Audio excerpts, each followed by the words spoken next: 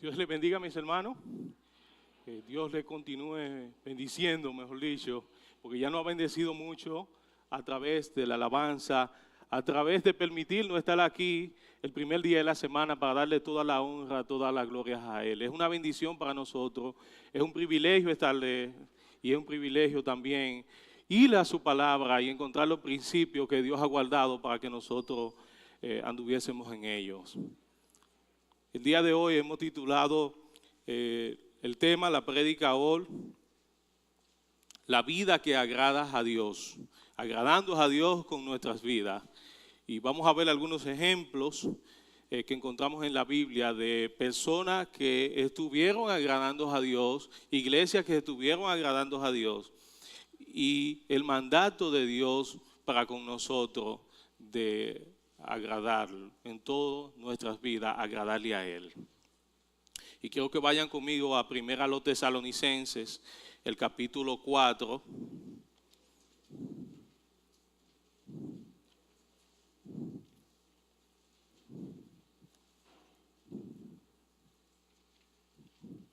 Primera Tesalonicenses, capítulo 4. Y vamos a leer del verso 1 al verso 12. Dice: por lo demás, hermanos, os rogamos y exhortamos en el Señor Jesús, que de la manera que aprendisteis de vosotros, como os conviene conduciros y agradar a Dios, así abundéis más y más. Porque ya sabéis qué instrucciones dimos por el Señor Jesús. Pues la voluntad de Dios es vuestra santificación, que os apartéis de fornicación, que cada uno de vosotros sepa tener su propia esposa en santidad y honor, no en pasión de concupiscencia como los gentiles que no conocen a Dios. Que ninguno agravie ni engañe en nada a su hermano, porque el Señor es vengador de todo esto, como ya os he dicho y testificado. Pues no ha llamado Dios a inmundicia, sino a santificación. Así que el que desecha esto, no desecha a hombres, sino a Dios, que también nos dio su Espíritu Santo. Pero acerca del amor fraternal, no tenéis necesidad que os escriba, porque vosotros mismos habéis aprendido de Dios que os améis los unos a los otros. Y también los hacéis así con todos los hermanos que están por toda Macedonia. Pero os rogamos, hermanos, que abundéis en ello más y más. Y que procuréis tener tranquilidad y ocuparos en vuestros negocios y trabajar con vuestras manos de la manera que os hemos mandado. Dice el 12, a fin de que os conduzcáis honradamente para con los de afuera y no tengáis necesidad de nada. Vamos a orar al Señor. Señor, gracias. Gracias te damos por tu palabra. Gracias, oh Dios, porque en ella encontramos instrucciones para todas las esferas de nuestras vidas. Porque tú, oh Dios, estás pendiente, importa mucho para ti, oh Padre amado, la manera en que nos conducimos. Gracias, oh Dios, por ella, porque es viva y eficaz. Gracias, oh Dios, te damos esta mañana por la oportunidad que tú nos das de exponer el mensaje tuyo a tu iglesia.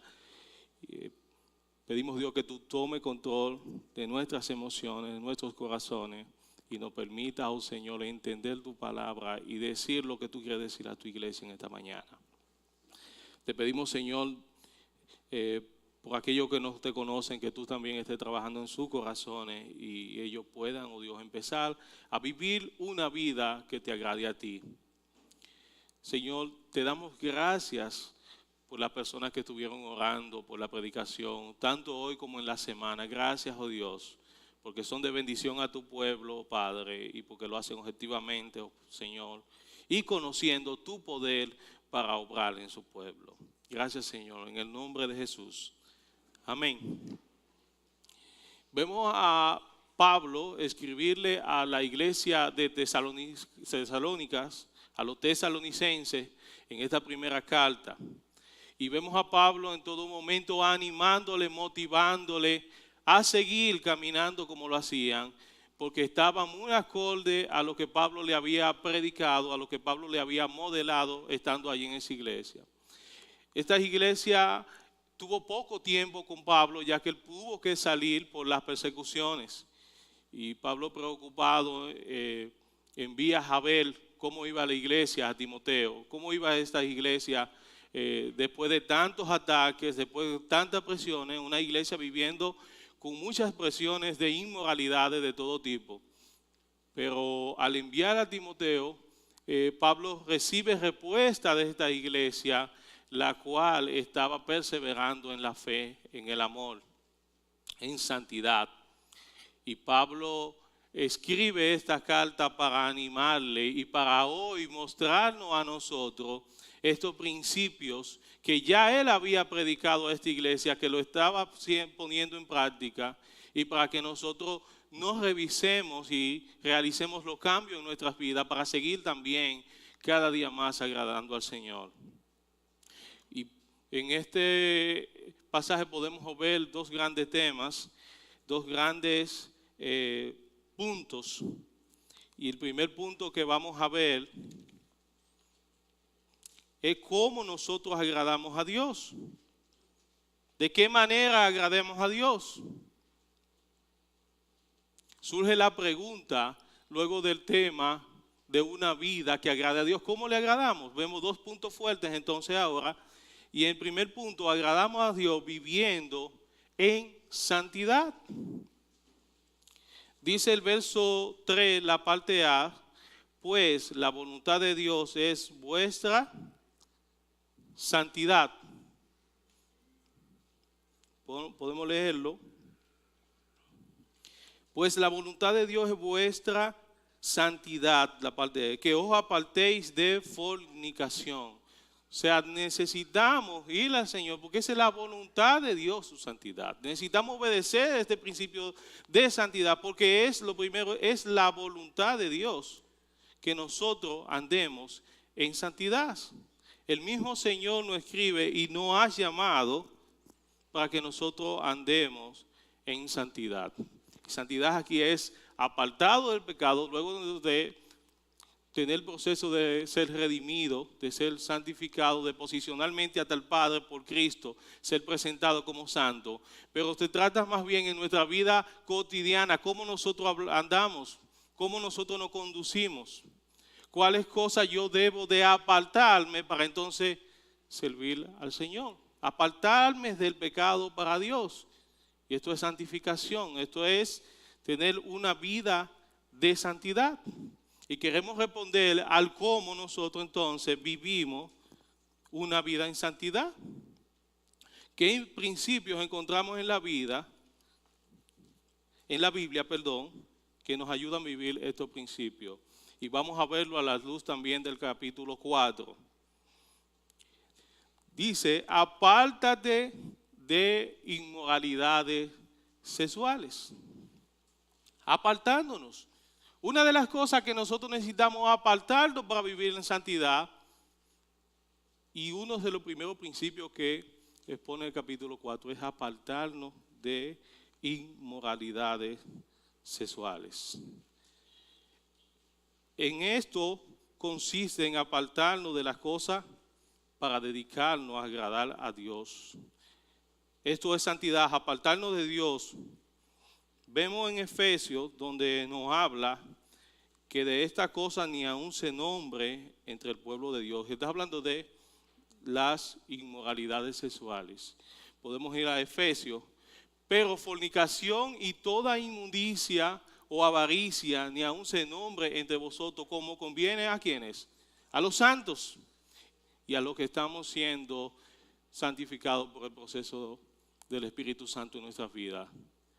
Los que estamos buscando mostrar a Cristo en nuestra vida, los que estamos buscando mostrar el carácter de Cristo en nuestras vidas, que eso somos los cristianos. O sea, hay un mandato imperativo aquí. A eso no se debe ni nombrar entre nosotros. No debe haber ruido de inmoralidad en nuestra vida cristiana. Ya lavado por la sangre de Cristo, nos está llamando a apartarnos de esta cosa para seguir y vivir según aquel que nos compró con un precio de sangre, con un precio costoso. Precisamente para esto, para llamarnos a vivir, para llamarnos a su camino, para llamarnos a vivir según su obra eterna. Entonces vemos el primer principio, que toda clase de inmoralidad, no dado a inmoralidad, no debe ser de una persona que ha profesado su fe en Cristo, que esté en ruido de inmoralidad dentro de la iglesia y para lo de afuera. Por eso debemos ver bien cómo nosotros conducimos nuestro cuerpo. ¿De qué manera nosotros nos conducimos en nuestro trabajo? ¿Hay alguna clase de inmoralidad? Y muy específico aquí en este contexto habla de la inmoralidad sexual, del aspecto sexual de la moralidad. Estás hablando muy específico en esto. El segundo punto sobre cómo nosotros andamos en santidad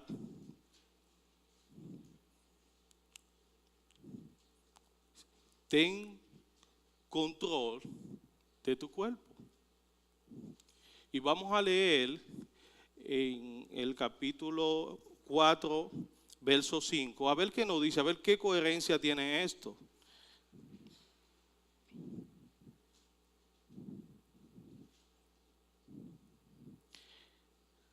Empezamos el verso 4, que cada uno de vosotros sepa tener su propia esposa en santidad y honor, no en pasión de concupiscencia, como los gentiles que no agradan a Dios. Estás hablando a las esposas, estás hablando que sepa tener su esposa en santificación. La palabra del griego aquí que traduce la palabra esposa es vaso. Cuando hablamos lo podemos ver vaso de santificación. Esa palabra vaso se refiere muchas veces en la Biblia para hablar de la mujer. Pablo habla de tener la mujer como vaso frágil.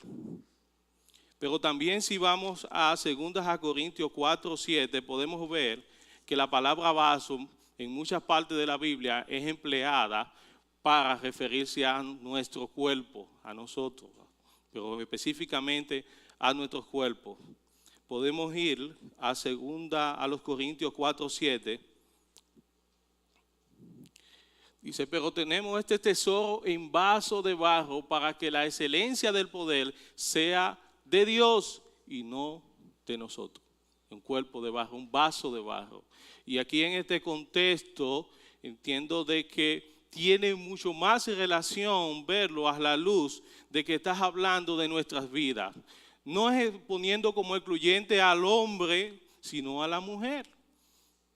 Sino que ambos, hombre y mujer, estamos llamados a vivir una vida de santidad. Y aquí no estás hablando de cómo nosotros debemos conducirnos en santidad con nuestro cuerpo. Siendo muy enfáticos aquí con los pecados sexuales. Debemos vivir en honor, dando honor a nuestro cuerpo. No en pecados sexuales, no en engaños, sino de la manera que el Señor ha mandado que cuidemos nuestro cuerpo, porque Él es templo del Espíritu Santo. Y de Él debe mostrar la luz de Cristo. Dije, bueno, pues con nuestra palabra, sí. Con las cosas que podemos hacer con nuestras manos, sí. Pero también con nuestro cuerpo. Y aquí es muy, muy enfático por la situación que estaba pasando, en la cual vivía esas iglesias. No que estaba sumergida en ellas, sino que estaba rodeado en un pueblo donde había muchas clases de tentaciones, donde había muchas clases de inmoralidades. Y hoy para nosotros, porque vivimos también la tentación de caer en esas inmoralidades sexuales, nos estás escribiendo de que nosotros debemos ver bien cómo andamos con nuestro cuerpo. Que sepamos tener, que sepamos controlar nuestro cuerpo. ¿De qué manera? El punto te dice, no engañes a tu hermano, no engañando a tu hermano. Más adelante podemos ver tal vez otro tipo de engaño en lo cual nosotros no mostramos una vida que agrada a Dios. Pero aquí el engaño es muy específico al contexto de ese pecado sexual, de un engaño, de estar enamorando la esposa, la novia de tu hermano, de tu prójimo. No solamente acá en la iglesia, sino también cuando salimos a la iglesia, de tu compañero de trabajo. Y aquella persona que no es cristiana. Y pero estás hablando de un engaño muy fuerte acá, en el cual nos está llamando a apartarnos de eso, no engañando. Y podemos ver cuando esto a la luz de Proverbios 5:15, ¿qué nos dice? Bebe el agua de tu misma cisterna y los raudales de tu propio pozo. Estás hablando a cuando nosotros hacemos cosas objetivamente para buscar la atracción de una dama, para buscar admiración que no puedan conducir a un pecado sexual. Estás hablando cuando una dama se viste de una manera objetiva, no para su esposo, no para Dios, no para la gloria de Dios, no para agradar a su esposo, sino lo estás haciendo para ser vista por un hermano. Y más aún cuando nosotros caemos en el engaño, cuando engañamos al hermano, dice que Dios es vengador de todas estas cosas. O sea, no se engañen primero a ustedes mismos y luego quieran engañar al hermano y a Dios. ¿Por qué? Porque el Señor es vengador de todas estas cosas. Y estás hablando de ese tipo de engaño que no se nombre, no se dé dentro de la iglesia de Cristo. Que dentro de la iglesia bíblica cristiana no tengamos nunca un ruido de que hay un hermano que está coqueteando, de que hay una hermana que está insinuando a un hermano dentro de la iglesia, pero tampoco hacia afuera. Y de esto estás hablando Pablo cuando dice, no engañes a tu hermano. Cuarto principio, vive guiado por el Espíritu Santo. Y esto lo vemos en el verso 8.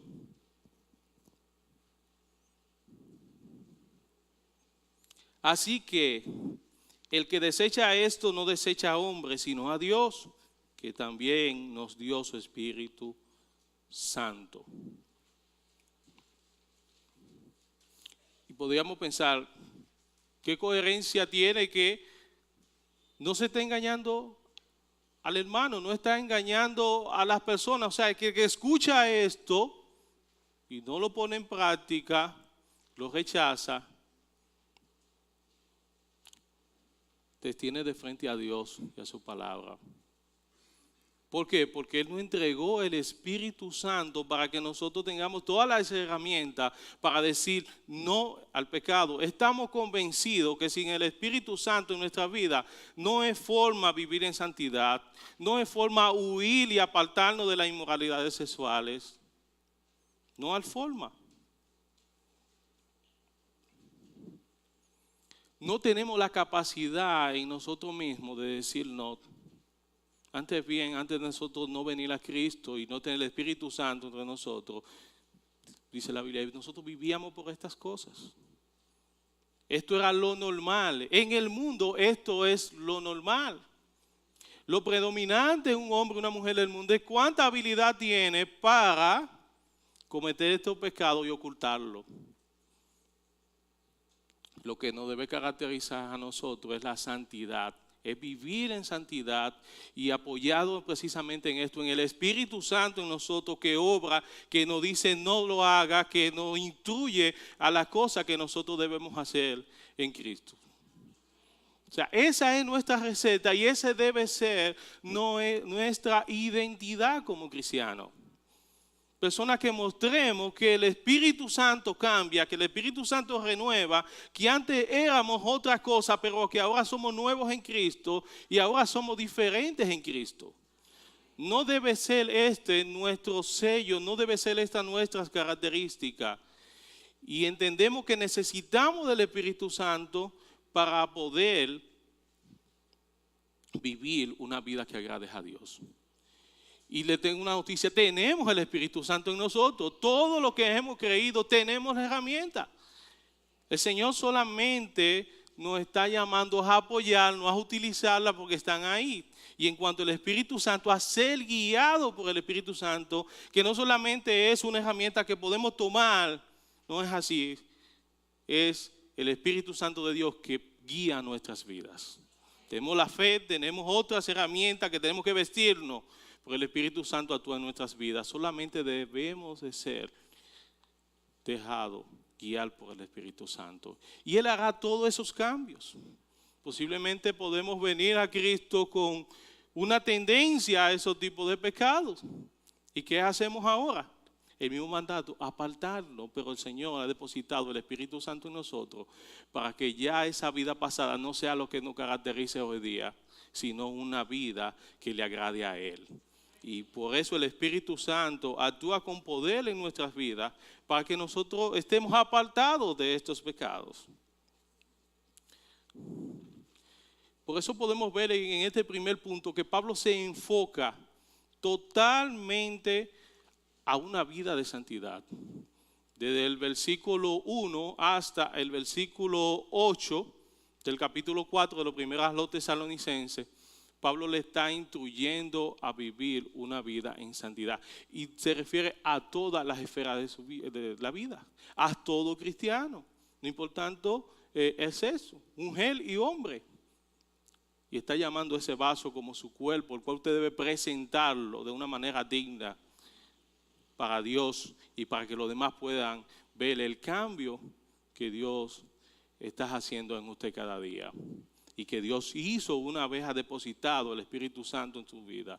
Esa nueva nacionalidad, ese nuevo nacimiento, esa nueva simiente debe ser mostrado en todas nuestras vidas. Y Pablo inicia motivándole, era una iglesia que estaba practicando esto. Pablo estaba orgulloso, Pablo quería tener una relación ya personal con ellos, no solo ministerial, porque muchas veces Pablo iba a la iglesia y tenía que ir, como fue el caso de la iglesia de los Corintios, a enviarle cartas para reprender, para decirle esto está mal.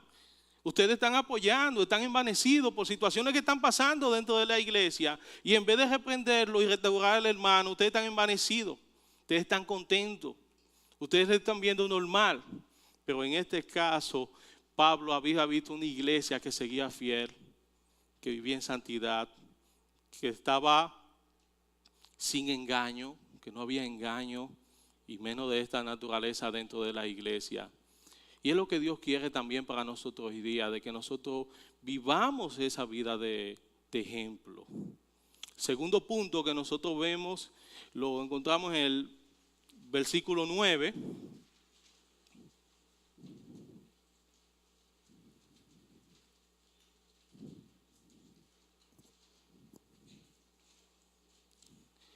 Agradamos a Dios mostrando amor fraternal.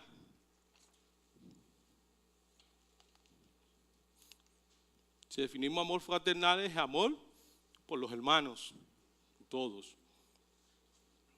Pero ¿cómo mostramos el amor fraternal? Diciendo te amo. Sí, puede ser. Es una expresión de amor. Una expresión de amor. Pero ¿cómo lo mostramos? Estás hablando de algo práctico en nuestras vidas. ¿Cómo nosotros nos relacionamos de tal forma que mostremos el amor hacia los demás? Que ese amor que ha sido depositado por Dios en nosotros sea compartido con los demás. Y vamos a ver en estos 6 principios de cómo nosotros podemos mostrar el amor fraternal con los hermanos y con todos. El primer principio dice, obedeciendo el mandato de Dios. Lo primero que nosotros necesitamos entender es que es un mandato de Dios. Fue Dios que nos mandó a amar con ese amor, a tener ese amor fraternal los unos con los otros. Dice el verso 9, pero acerca del amor fraternal no tenéis necesidad que os escriba, porque vosotros mismos habéis aprendido de Dios que os améis los unos a los otros. Vamos a ver primera de Juan 4:21 cómo apoya esto que dice Pablo. Y nosotros tenemos este mandamiento de él: el que ama a Dios, ame también a su hermano. O sea, la manera de que nosotros podemos mostrar que amamos a Dios es amando a los hermanos. Si nosotros no tenemos amor por los hermanos, no hay ninguna garantía de que nosotros amamos a Dios.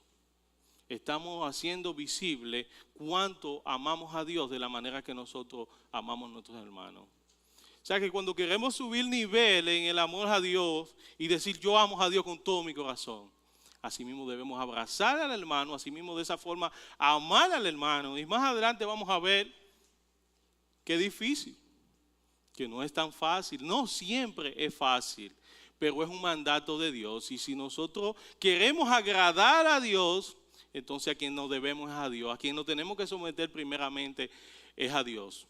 Luego para beneficio de nosotros, pero es un mandato de Dios. Y buscamos en medio de la dificultad, o en medio de que las cosas sean fáciles o difíciles, lo primero es agradar a Dios. El segundo principio que debemos es mostrando amor ¿a quién? A todos.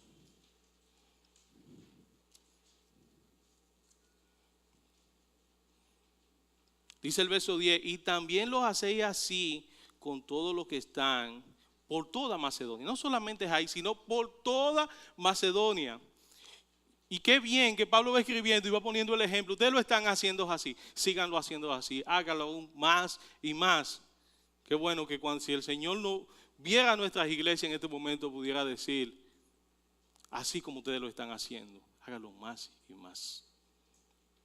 Esa es nuestro deseo al Señor, de que nosotros sigamos amándonos más y más.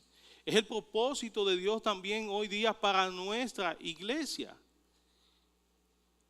Pero es fácil amar, es fácil hacerlo con todos. Dice con todos, muy enfático acá la palabra todos. ¿Por qué? Porque es fácil amar a algunos. Hay personas amables, que valga las redundaciones, son amables. Son fáciles de amar. Hay gente que dice, ay, fulano no es amable, no es fácil de amar. Pero esa persona es apacible, esa persona es motivadora, esa persona que te dan la mano, que te dan apoyo, bien fácil de amar. Y estamos llamados a hacer todas esas cosas, a crecer en todas esas cosas, pero el amor no busca lo suyo. Dice, bueno, el que me va a devolver un bien, aquella persona que me trae bienestar a mi vida. No, con todos, no son grupos. Entonces, bueno, Señor, dentro de la iglesia yo he decidido amar a este grupo, no, a todos. A todos. Aquella persona que tienen una bella sonrisa y aquella persona que nos parecen una lija. Que por donde quiera que usted entra sale rasguñado. A esa persona hemos sido llamados a amarla. ¿Y sabe por qué? Porque muy posible esas son las personas que más necesitan amor. Y usted necesita mostrar el amor para que ese amor se desarrolle en ellos y sea de bienestar para todos y para el cuerpo de Cristo. O sea, no solamente a esas personas que están amando, sino a aquellos que no tienen amor, a aquellos que no están mostrando el amor, aquellos que el amor de Cristo está en ellos, pero no lo están compartiendo. Y ahí es que nosotros necesitamos mostrar amor con todo, soportando al hermano. No solamente en sus necesidades, también en sus carencias, en sus debilidades espirituales. Y si nosotros no tenemos amor para con todo, no vamos a avanzar en nuestra vida cristiana. Porque vamos a tener muchas dificultades, vamos a tener muchos frentes, vamos a estar muchas veces de frente. Pero el amor, siendo el vínculo perfecto, es necesario que sea dado a todos, para que así con aquellos que están, como los que están menguando, como los que están firmes, también pueda ser alcanzado ese amor. Así podamos relacionarnos, así podamos nosotros identificarnos con todo tipo de personas dentro y fuera de la iglesia. Estamos llamados, un momento en la Biblia vimos que estamos llamados a estar con paz en cuanto sea de nosotros. Dice, pero espérate, pero que fulano es difícil, ese problema es de él. Entonces la Biblia dice que en cuanto esté de nosotros, no, debemos hacer nuestra parte. Lo dice en cuanto esté de nosotros es que tú hagas tu parte. Que no, bueno, perfecto, pero tú tienes que hacer tu parte y continuar haciendo tu parte. O sea, no se trata de que si el rechazo viene de un lado o de otro, sino que yo debo hacer y enfocarme en hacer lo correcto delante de Dios, en amar a todos y mostrar ese amor en toda circunstancia, en todo momento con mis hermanos. Dice procurando el tercer principio, procurando vivir tranquilamente.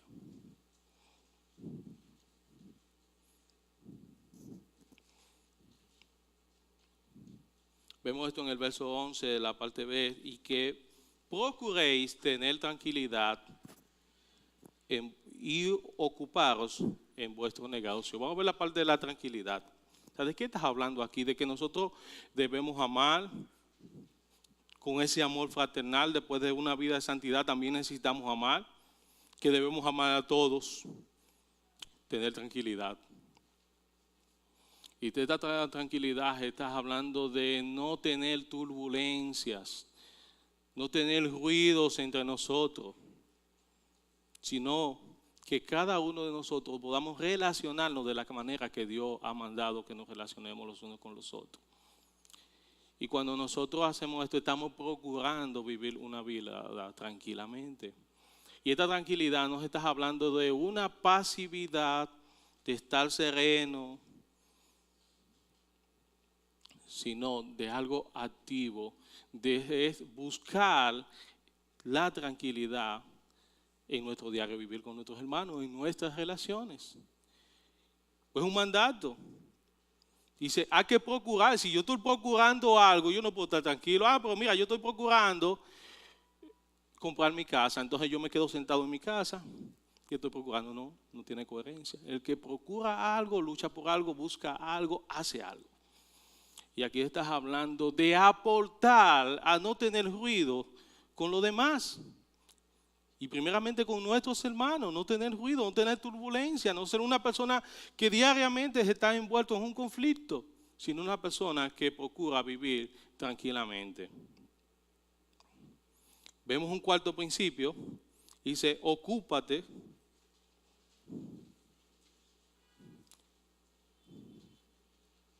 ocupándome de mis propios asuntos.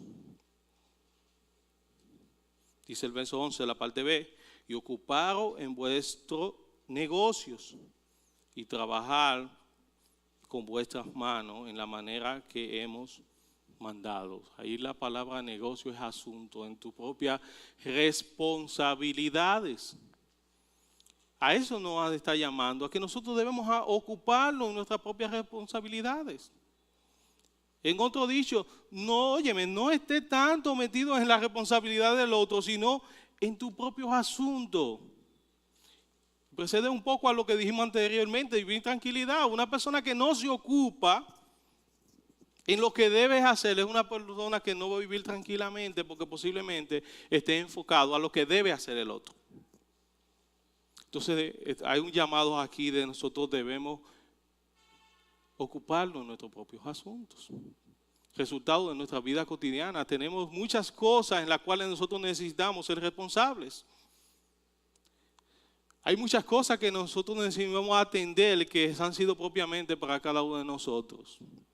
Y precede un poco el consejo al llamado de santidad y de no estar en inmoralidad. Cuando usted no esté enfocado en lo que usted tiene que hacer, usted va a hacer todo menos lo que usted debe hacer. Y por eso habla de que debemos ocuparnos de nuestros asuntos, de nuestras responsabilidades. No solamente ministeriales, sino en nuestra casa, en nuestro trabajo. Donde quiera que estemos pendientes de lo nuestro. ¿Qué quiere decir esto? Bueno, que si hay un hermano que está en pecado, que no está bien o que necesita estímulo para seguir su ministerio, yo no debo, no, eso no es lo mío. No se trata de esto. Porque eso también pueden ser tus asuntos posiblemente. Puede ser la responsabilidad que Dios ha dado ante ti, posible dentro de tu ministerio, como ministerio de visita, como ministerio de compartir, a eso es que Dios te está llamando. Y tú tienes que ocuparte de eso. Estás tratando de tú pensar en lo que debiera hacer aquella persona que no lo hace y de cuidar lo tuyo. O sea, cuando tú atiendes tus asuntos, tú puedes aportar para los asuntos de los demás, pero necesitas tener tus asuntos atendidos. Luego que tú atiendes tus asuntos, entonces tú puedes serle bendición a otros. Y más adelante, ahora vamos a ver en el punto número 5, ocupándome en trabajar para mi provisión.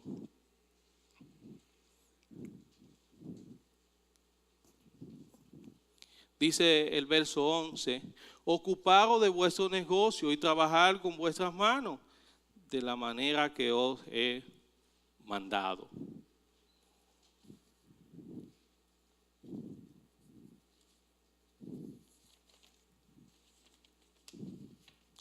Y allí estás hablando de que nosotros hicimos llamado a trabajar, a suplir a nuestras necesidades mediante un trabajo que pueda ingresar financieramente a nuestra casa, que podamos resolver todas nuestras necesidades. Ocuparnos de estas cosas. Había un momento, una cultura de hermanos que estaban tranquilos, porque estaban esperando a Cristo. Y esa tranquilidad le daba que no querían trabajar. Pablo le dice en un momento, el que no trabaja, tampoco coma. ¿Por qué? Porque es un mandato de Dios el trabajo. Es agradable a Dios el trabajo. Y de una de las formas que nosotros podemos mostrar amor a los demás es si estamos trabajando, es si somos productivos. ¿Por qué? Porque en medio de las necesidades nosotros podemos bendecir a un hermano. Cuando nosotros no trabajamos, no tenemos la facilidad de ser de bendición para otro en sus necesidades.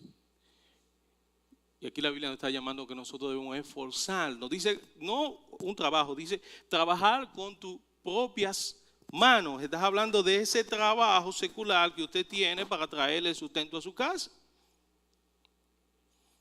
Y hay propósito para eso. O sea, por esta escritura hay propósito. Primero la bendición a los hermanos. Y en el punto 6 podemos ver, dice, no siendo carga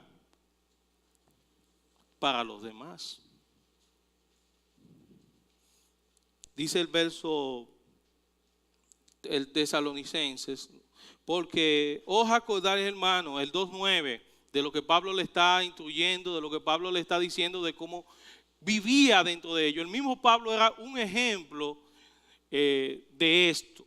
Dice, porque os acordáis, hermano, de nuestro trabajo y fatiga, como trabajando de noche y de día para no ser gravosos a ninguno de vosotros. Os predicamos el evangelio de Dios. Y ese trabajo hablaba de un oficio que Pablo tenía, tenderos, para suplir la necesidad, para no ser gravoso. ¿Es digno? Sí, era digno de que se le sustentara. Y por una condición o una situación nosotros debemos atender las necesidades de los hermanos en la iglesia. No de uno, sino de todos, porque así mostramos el amor con todos y debemos identificarnos en nuestras necesidades, pero al mismo tiempo nosotros necesitamos buscar y velar por trabajar para provisión, para hacer de bendición a otra persona. Y cuando Pablo habla de gravoso, no era que Pablo estaba haciendo una ofensa a la iglesia, nada por el estilo, que podía haberla hecho, de eso no estás hablando.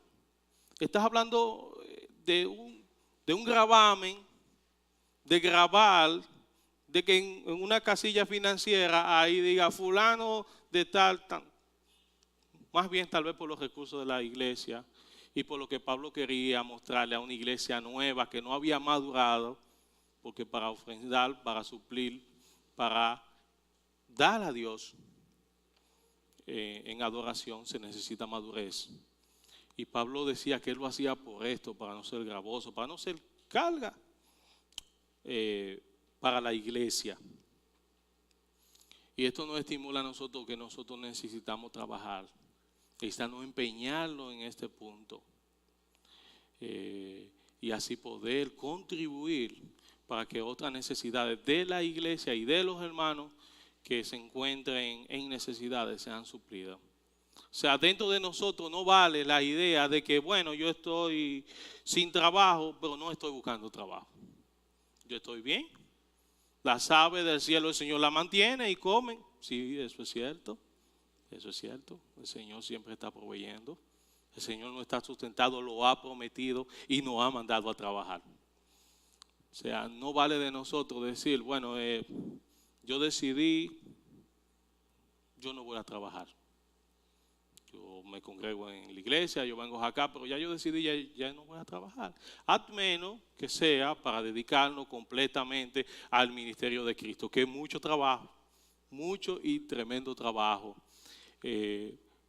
Pero nosotros debemos tener una vida productiva, no solamente ministerial, no solamente multiplicándonos acá como iglesia, también nosotros debemos ser ejemplo de trabajo, porque vimos el ejemplo que nos dio Dios a Pablo, que le escribe a esta iglesia, cómo él lo hacía. Y Pablo estaba constantemente predicando el evangelio y aprovechaba todas las circunstancias para predicar el evangelio, aún en medio de su trabajo, él compartía el evangelio de Cristo.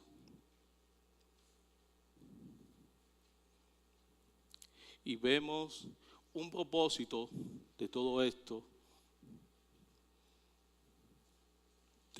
del trabajo del cual estamos hablando secular, vivir honradamente y saciar nuestras necesidades. La voluntad de Dios es que nosotros vivamos honradamente.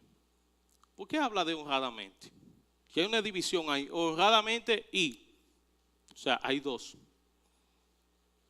Por un propósito por dos razones por las cuales nosotros necesitamos trabajar. Y cuando nosotros vivimos honradamente, nosotros precisamente estamos en esto, estamos agradando a Dios, porque es la voluntad de Dios que nosotros vivamos honradamente. Es la voluntad de Dios que no falte nada en nuestra casa, pero tenemos que trabajar. Tenemos que trabajar. Y cuando dice a fin de que conduzcáis honradamente para los de afuera. Para nosotros, sí, pero aquí enfáticamente para los de afuera. Nosotros estamos conscientes de que nuestros días a día tienen un gasto, de que desde que nos levantamos estamos consumiendo. Pagamos casa o pagamos servicio, nos trasladamos, venimos a la iglesia, lavamos las ropas. Un gasto. Y a veces ese gasto, si no estamos trabajando, tenemos que envolvernos en compromisos económicos, en préstamos. Y la manera que nosotros podemos vivir honradamente es cuando nosotros tomamos prestado y nosotros pagamos.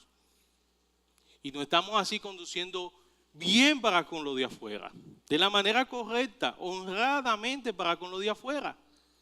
No es posible que un hermano le tome prestado a un inconverso y se animes a pagar cuando el caso esté en la fiscalía, esté en los tribunales. Mira, yo tomé tanto a prestamista, a una entidad bancaria, pero yo lo estoy depositando ahí a la fiscalía, por el caso llegó hasta ahí y es una opción, la ley me da esa opción, puedo apelar.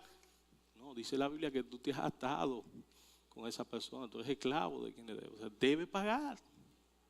Debe pagar. No debe ser, que esperamos en Dios que no pase, que nosotros nos veamos envueltos en una deuda con un inconverso y le quedemos mal. Rehusemos pagarle. Porque en vez de nosotros mostrar la obra del Espíritu Santo en nosotros, estamos trayendo oprobio al nombre de Cristo. Pero mira, ese es el cristiano. Pero ven acá, no, ese no es cristiano. Y tú me estás predicando, ¿dónde tú vas? A esta iglesia. ¿Y quién va ahí, sutanejo? No, pues no, ese no, es tipo, un bárbaro, es un delincuente, es callado, es un delincuente. O sea, en el ardor popular. O sea, eso no debe estar pasando. Que cuando yo esté predicando, y le diga, ¿a qué iglesia tú vas? ¿A esta iglesia? Ya es que va a Santiago Polanco. Sí. Pero mira qué bien. Ahí se congrega Alejandro Espero. Mira, esa persona muestra amor, esa persona es responsable. Yo hago negocio con esa gente. Y esa gente son las personas que me cumplen a mí. Porque es difícil cuando uno ve lo contrario. Cuando uno escucha noticias de que nosotros no somos responsables para con los de afuera. Entonces, en el principio, mi primer principio, lo más importante, vivir honradamente para con los de afuera. Ser de buen testimonio y mostrarle a Cristo. Y en segundo, saciar nuestras necesidades. O sea, hay un propósito de que por medio del trabajo sean saciadas nuestras necesidades. No hay otro medio que Dios nos haya dado sino el trabajar con nuestra propia mano, con nuestro esfuerzo, para nosotros saciar nuestras necesidades. Es la voluntad de Dios que nuestras necesidades estén satisfechas. Esto agrada a Dios. Al igual como nosotros buscamos y deseamos, y a veces construimos necesidades para saciarlas y verlo como un logro, Dios está muy pendiente. A Él le agrada esto, a Él le gusta esto. Él quiere que cada uno de nosotros hagamos de nuestra parte para saciar nuestras necesidades. Y esto es trabajar para que esas necesidades estén saciadas en nuestras vidas, para que no falte nada. Porque el Señor conoce también la intranquilidad que nos trae el no tener las necesidades saciadas. Eso nos da paz, nos da tranquilidad y nos da tiempo para nosotros dedicarnos a lo que Él quiere que nosotros nos dediquemos. Así que si esta mañana pudiéramos resumir el sermón, pudiéramos resumir a primera a los Tesalonicenses 4, 1 al 12, podemos ver dos grandes enseñanzas de Dios para con nosotros. Y es el llamado a vivir en santidad y mostrar el amor. No es fácil. Hay muchas cosas, como vimos, que debemos hacer, que debemos modelar en nuestra vida de santidad. Y para amar a los hermanos también hay muchas cosas que nosotros debemos despojarnos. Hay muchas cosas que nosotros necesitamos hacer. Pero tenemos la herramienta, como vimos también, del Espíritu Santo, quien actúa y obra activamente en nuestras vidas. Que solamente necesitamos permitir que Él continúe guiando nuestras vidas. Que nosotros sigamos lo que Dios está desarrollando en nuestras vidas. Y eso es negarme al yo, a lo que yo pienso como ser humano simplemente. Y nosotros encaminar nuestro camino al camino que el Señor nos ha llamado. Pero si tú, amigo, estás aquí, fuiste invitado, viniste a esta iglesia. Y esto es muy difícil. Vivir bajo estos principios no ha sido fácil, pero tenemos la fortaleza en el Espíritu Santo para nosotros vivir de acuerdo a su voluntad, de acuerdo a una vida que agrade a Dios. Todo lo que está fuera de este marco no agrada a Dios. Los hermanos, ahora quiero decirte que si tú no has iniciado, que si tú estás en el paso 1 o vas para el paso 2, sin el Señor no es posible. No es posible vivir una vida de santidad. No es posible vivir amor cuando no tenemos el amor de Cristo en cada uno de nosotros. Cuando por medio de Cristo no hemos sido reconciliados con Dios. Y si tú estás aquí y tu anhelo es vivir una vida conforme a Dios, que le agrades a Dios, necesitas venir a Dios para que el sacrificio de Cristo sea eficiente en tu vida. Necesita decirle sí a Cristo, necesita decirle a Cristo, acepto el sacrificio en la cruz del Calvario, por el cual solo acepto ante el Padre. Y así recibir el Espíritu Santo que te va a guiar en una vida cristiana. Si esa es tu decisión, hoy puede ser el día de salvación. Si esta es tu decisión, solamente te pedimos que donde estés, levante tu mano e enseñar de que ya ha tomado en ti esa decisión. De decirle no a la corriente de este mundo, no a estos pecados, sino sí a Cristo. Y aceptar el sacrificio del Señor en tu vida. Si esa es tu decisión, te pedimos de que ponga tus manos en alto y así podemos ver y orar por ti. Oremos al Señor. Padre bueno, Padre amado, Padre de misericordia. Hemos visto tu palabra, hemos visto tus principios. Solo resta, Señor, la obediencia. Permítenos, Señor, en nuestras vidas obedecerte. Conocemos y estamos conscientes, oh Dios, de que muchas veces en uno o algunos principios te hemos fallado. Te pedimos, oh Dios, de que seas tú con nosotros. Que sea tu fortaleza con cada uno de nosotros para nosotros obedecer tu palabra y mostrar a Cristo donde quiera que estemos. Te pedimos, Dios, por las personas que nos visitan, oh Dios, sigue trabajando en sus vidas. Gracias, oh Dios, porque el hecho de tú traerles, oh Dios, esto es obra, Señor. Gracias por ello, Padre amado, y que puedan volver, Señor, y que se sientan bendecidos, bienvenidos en esta tu casa. Gracias por tu palabra, Señor. Gracias por tu fortaleza. Y gracias, oh Dios, porque tu palabra, oh Dios, no regresa en vano, Señor, sino que entra en nuestros corazones y nos transforma. Ayúdanos, oh Dios, a obedecerla. En el nombre de Jesús. Amén.